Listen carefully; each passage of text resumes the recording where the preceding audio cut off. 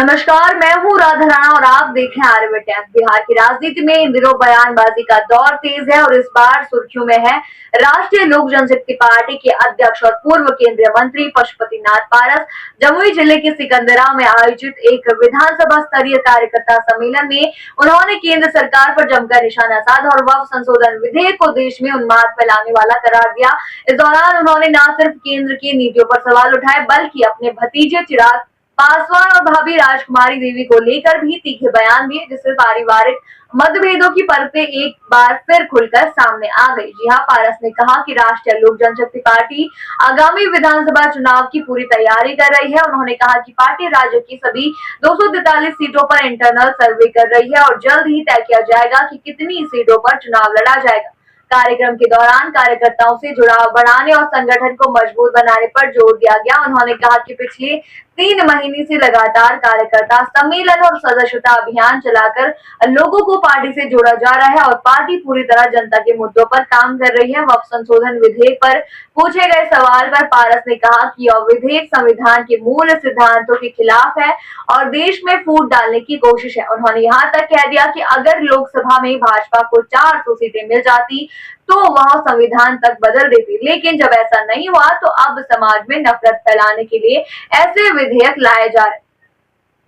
पारस ने इस मौके पर यह भी याद दिलाया कि रामविलास पासवान जैसे नेता ने 29 सीटें जीतने के बाद भी मुसलमान को मुख्यमंत्री बनाने की वकालत की थी। बात यही खत्म नहीं हुई। पारस से जब उनकी और चिराग पासवान के पारिवारिक विवाद को लेकर सवाल किया गया तो उन्होंने सीधे कहा कि यह चुनावी मतभेद है, लेकिन उन्होंने यह भी जोड़ा कि चिराग को जो महिला बड़ी मम्मी और राजमाता कहकर पुकारते हैं उन्हें रामविलास पासवान के अंतिम दर्शन तक नहीं करने दिया गया। उन्होंने चिराग को फिल्मी हीरो बताया और तंज कसते हुए कहा कि वह पर्दे पर कुछ और भूमिका निभाते हैं और पर्दे के बाहर कुछ और। इस पूरे कार्यक्रम में पारस ने अपने कार्यकर्ताओं से एकजुट रहने और संगठन को मजबूत करने की अपील की। उन्होंने कहा कि यह वक्त सिर्फ बयान देने का नहीं बल्कि जमीनी स्तर पर पार्टी को खड़ा करने का है। कार्यक्रम की अध्यक्षता पार्टी के जिला अध्यक्ष रामाधीन पासवान ने की और इस मौके पर पारस के पुत्र यशराज पासवान, प्रदेश महासचिव केशव सिंह, उपाध्यक्ष मेहताब आलम, दलित सेना के जिलाध्यक्ष चंद्रशेखर, प्रखंड अध्यक्ष राजीव कुमार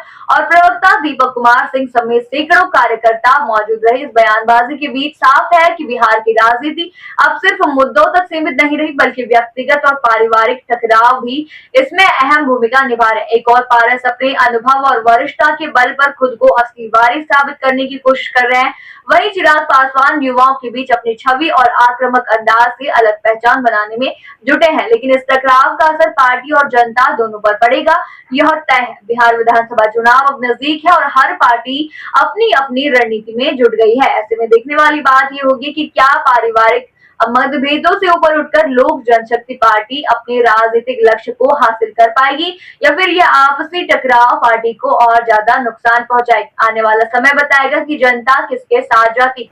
आप क्या सोचते हैं इस पूरे मुद्दे पर, हमें कमेंट सेक्शन में जरूर बताइए और बने रहिए आर्यभट्ट टाइम्स के साथ ही चैनल को सब्सक्राइब करना ना भूलें और हमारी फेसबुक और वेबसाइट के साथ भी जरूर जुड़ें।